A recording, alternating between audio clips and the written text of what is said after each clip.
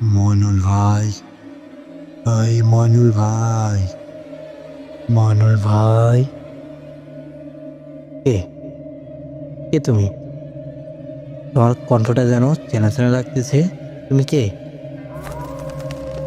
আমাকে চিনতে পারতেছ না মনুল ভাই?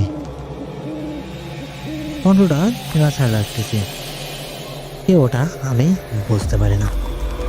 পরে অনুভব করলাম এটা তো রাফির কণ্ঠ। রাফির কথা ভেবেই আমার শরীরের ভেতরটা জানি কেমন করে উঠলো। আমি নিঃশ্বাস নিতে পারতেছি না। আমার মনটা যেন বন্ধ হয়ে আসতে লাগলো।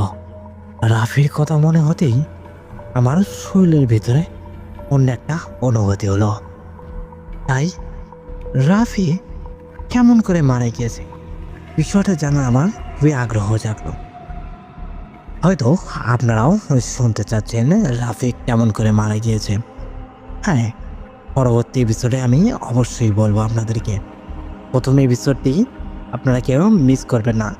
সবাই ভূতের বাড়ি চ্যানেলের সঙ্গে থাকুন খুবই তাড়াতাড়ি। আমি আগামীকাল ঠিক রাত 9টা 59 মিনিটে আপনাদের কাছে পাঠিয়ে দিব এই ঘটনাটির নাম দিয়েছি আমি মাথা কাটা লাশ। গল্পটি কেউ মিস করবেন না। সবাই ভূতের বাড়ি ইউটিউব চ্যানেলটি সাবস্ক্রাইব করে আমাদের সঙ্গে থাকবেন।